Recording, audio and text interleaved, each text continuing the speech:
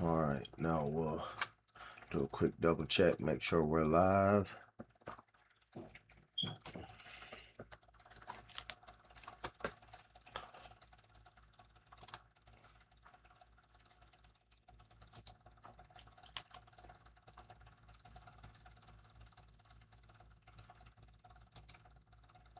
Okay.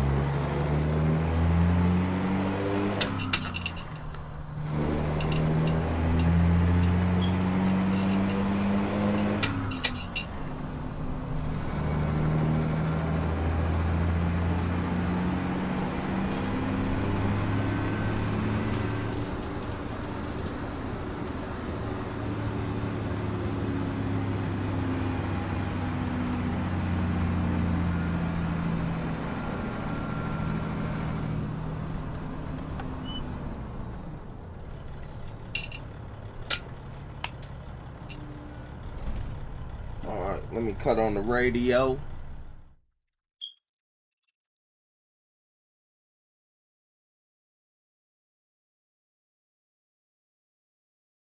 Oh, mortgages, you might remember from the financial crisis, mortgage-backed securities. Banks will package up a bunch of mortgages, chop them up, and sell them to investors on the market. Well, those compete against U.S. Treasury bonds. And so they all get priced together, they're all competing against each other. And so when U.S. Treasuries have to start offering higher interest rates to investors, everybody else does.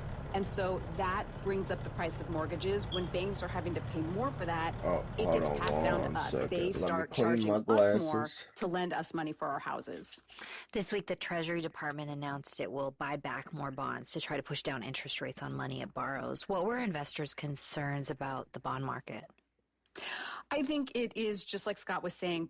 Well, it's inflation. I think because specifically the 30-year bond, people think if they loan the government money for a long time, 30 years especially, by the time they get their money back, the US dollar isn't going to be worth as much. Like if I lend you money, $1,000, and 30 years later when you pay me back, I can only buy a coffee with $1,000, that wasn't a good loan. So essentially that's what investors are worried about. And how effective is the Treasury's plan? I mean, so far it seems to have worked pretty well. It's a strange thing, the way these things work, because the government essentially stepped in and bought its own bonds. It's lending itself money, and that makes it more attractive for us to lend it money. But it did work. It's kind of getting money in the system, money flowing. So far, so good. At the White House, President Trump was asked if he is concerned about volatility in the bond market. He said no, and then repeated a familiar complaint he's had about the Federal Reserve and the short-term interest rate it controls. They raise them for no reason. And you can't go out to the market when you have a Fed that's raising interest. You can't say, I want to pay 3 points less than what the Fed says you're supposed to be paying. So, no, I don't think so at all. I think we have a very powerful country, and we're powering through these ridiculous interest rates. What do you think of the president's diagnosis here? It's interesting. I mean, I do think the higher inflation goes, All right, the cool. higher the Fed Now we is got gonna have clean to raise glasses. interest I rates can to actually try to see. bring that under control, and that is going to affect things like bonds. That's going to make investing in the U.S. government, loaning the U.S. government money, seem riskier. So it's going to push up. It's going to potentially force up interest rates, drive up inflation, all of that. So it's not. I would disagree with the president on economic terms here, but you know he is right that also raising interest rates is hard on the economy. With all this debt, do investors still see the U.S. as a reliable borrower? Yes. Yes. So relatively speaking, lending money to the U.S. government seems a little bit riskier maybe than it did before, but this is still. Lending the U.S. money, U.S. government bonds are still seen as the safest investment in the world. It's sometimes called the riskless investment. I don't know if I agree with that, but you know, governments, investors all over the world count on those bonds as just the safest place possible in the world right now to put their money, and hopefully that will continue. That's Bloomberg's Stacey Vanek Smith. Stacey, thank you for helping break this down for us. Thanks, Layla. Water levels at the nation's two largest reservoirs are at record lows.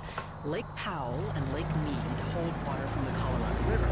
The reservoirs drying up is a major threat to the water supply for tens of millions of people across the West. From member station KJCC, Alex Hager reports. Standing on a red rock cliff overlooking Lake Powell on the Arizona-Utah border, the signs of its decline are visible. Even with the reservoir less than a quarter full, speedboats are still cruising across the surface, but they're doing it under about 180 feet of towering white bathtub rings on the canyon wall. They're a sign of how high the water level used to be. Now the Colorado River, which fills this reservoir, is in trouble. The last time Lake Powell Reservoir was this low, Neil Armstrong had not set foot on the river. So this really is a historic News director of the environmental nonprofit Black Canyon Institute. Morgan says Powell looks like this because of drought, climate change, and steady demand from people. We have to start thinking about how to manage this system when all of the reservoirs are at critically low levels. Lake Mead, downstream near Las Vegas, also hit a record low last week. The federal government is scrambling to put out a new plan for managing the Colorado River after the states that use it couldn't agree on how to bring down demand. They're in a pinch because of what would happen if it drops much lower. Below the massive dam that holds back Lake Powell, the Colorado River flows downstream and long power lines stretch up to the desert above. If the lake drops just 30 feet lower, water can't flow through the turbines that generate electricity inside the dam. Much lower than that, they might not be able to pass water through at all, threatening the supply for cities like Phoenix and San Diego, plus a massive farming industry. At the base of the iconic dam, Sarah Porterfield, Conservation Group Trout Unlimited, says it's a time of reckoning. What do we do with this incredibly important piece of infrastructure that is important not just for the power it produces, the water storage capacity, but also is culturally important? Climate scientists say Powell and other Colorado River reservoirs are unlikely to fill again anytime soon. Climate change and drought in the U.S. coming in, and policymakers need to adjust how much people will take after. For NPR News, I'm Alex Hager in Arizona.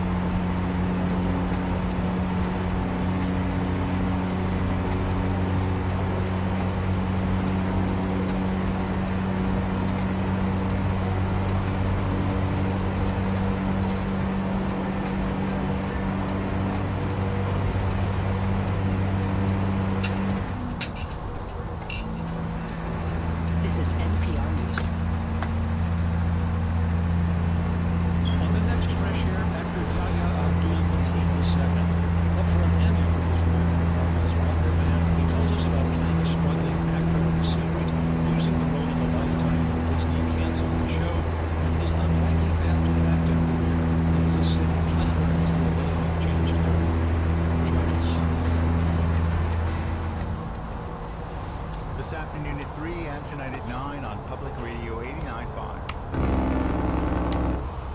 It's back. Join Public Radio Tulsa for the 4th annual Adult Spelling Bee. This event will be on Thursday, September 17th at Vanguard. The spelling bee will begin at 6:30 p.m. The doors will open at 5:30 to hang out, chat with community partners, or grab a bite to eat. Entry is free and donations will be accepted at the event. If you are interested in being a participant, please check out the sign-up link at publicradiotulsa.org. We hope you join us for a fun and good time. I'm Indira Lakshmanan. In once freewheeling Hong Kong, dozens of bookstores have been forced to close down in the face of China's political crackdown. But the fight for free expression persists. It's been common at any point where there's crisis in Hong Kong to talk about the death of the city. And I think it's important to realize that there's a spirit that perseveres. And it's time right now.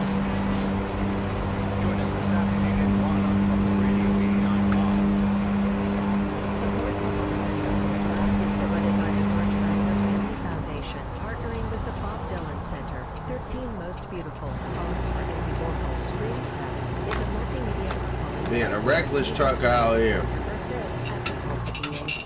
More at BobDylanCenter.com. Made possible by your financial support. Public Radio 89.5, WGS HD1 Tulsa. Support for NPR comes from this station. And from Dickinson College, awarding the Rose Walters Prize for Global Environmental Activism to combat climate change and inspire future leaders. Learn more at dickinson.edu/RWP. From Procter & Gamble, maker of Metamucil, made with psyllium, a plant-based fiber that helps support digestive health by trapping and removing waste. Designed to be taken every day. Learn more at metamucil.com. And from Sleep Number, offering the new Comfort Next Luxe, which has the goal of delivering targeted pressure relief where it's needed most. Available at a Sleep Number store or sleepnumber.com. And from the sustaining members of this NPR station. This is Morning Edition from NPR News. I'm Sasha Pfeiffer. And I'm Layla Faldo. Good morning. The pharmaceutical company Merck and biotech company Moderna announced a successful late-stage trial of a vaccine for deadly skin cancer. They say this new mRNA vaccine, using the same technology that powered many COVID shots, significantly lessened the recurrence and spread of melanoma. The news raised the stock prices of both companies, which have yet to share the full study. To learn more about this, we've called Dr. Robert Vonderheide. He is a cancer immunologist who directs the Abramson Cancer Center at Penn Medicine, which was a site for this trial, though he was not involved. He is also president-elect of the American Association for Cancer Research. Dr. Vonderheide, good morning, and thank you for being here. Good morning, Linda. Nice to be here. So from what you've read, what is your understanding of how this vaccine works and whether it's a potential breakthrough? Well, this vaccine works by activating the immune system, adding one more way to do that for our patients with cancer. As you said, it's based on the technology that was developed for the COVID vaccinations, but in this case, it's designed to generate T cells that would attack cancer, and it does so by targeting specific mutations in the patient's tumor. So these vaccines are designed and created for one patient at a time.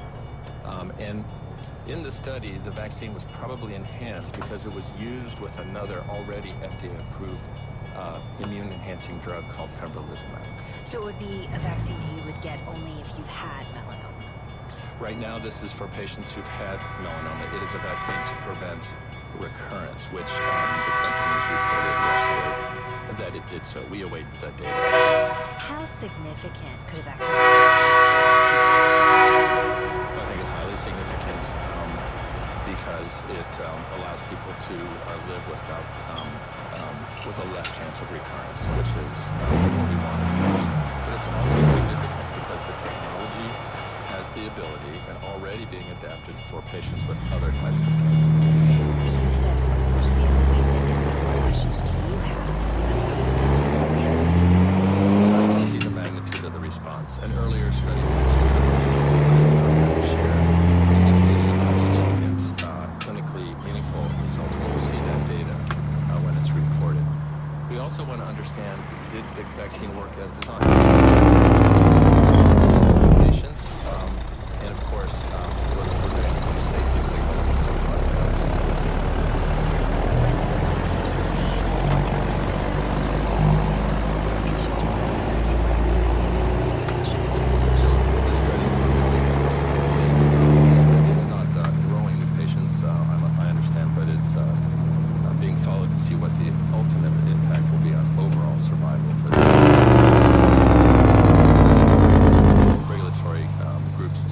approve it for use. The big step is that this type of vaccine, this type of therapeutic, really has, for cancer, hasn't yet. This is quite involved. You have to harvest the patient's tumor, sequence it, identify the mutations, and make the vaccine per the patient. So these are large manufacturing challenges. So each vaccine would have to be tailored to each patient? Yes, that's right. So this is not just sitting on the shelf where you can get, well, here's your a cancer bottle vaccine. of pills. So that's a challenge, but it's this was a big study of over 1,000 patients, and it seems feasible to ramp it up for worldwide application. That would take some work. And really quickly, I mean, how much of a breakthrough is this potentially? Could it mean that cancer becomes a preventable disease at some point? Well, we certainly hope that, and we think the real power of the immune system one day will be to prevent cancer in the first place. This is preventing relapse. Dr. Robert von der Heide directs Penn Medicine's Cancer Center. Thank you for your time and your expertise. Thank you. Health officials in the Democratic Republic of the Congo say more than 5,000 people have contracted Ebola in the past 3 months. Almost half have died. It's the fastest growing outbreak of the virus in history. NPR's Duri Biscarin reports. Tulane University epidemiologist Lena Moses spent 2 years responding to the 2014-2016 Ebola outbreak. It killed 11,000 people in West Africa, and she fears this outbreak will be worse. I'm not surprised, because at the beginning of this outbreak, it was clear we were very behind in response, and we haven't seen the international support that we need to stop this. Ebola was likely circulating in eastern Congo as early as February, but testing problems and limited public health resources delayed the response. Ebola doesn't happen in a vacuum. It happens where there are failing health systems that are not protecting people from all the other diseases out there. Congo's Minister of Health, Samuel Roger Kamba Mulamba, announced this week that more than 5,000 people have contracted Ebola since the outbreak was officially declared 3 months ago. In a televised briefing, he said the Congolese people have a right to be afraid, but shouldn't panic. Et que nous aurons plus de morts cette année par paludisme. We will have more deaths this year from malaria, Mulamba said. We'll have more deaths from tuberculosis, HIV, women giving birth. He tried to reassure people, saying 85% of cases are still concentrated in the hardest hit Ituri province. Vaccines for the strain of Ebola are in clinical trials. But Dr. Menenji Mangundu, Oxfam's country director for the DRC, says the outbreak is far from under control. We are doing catch-up.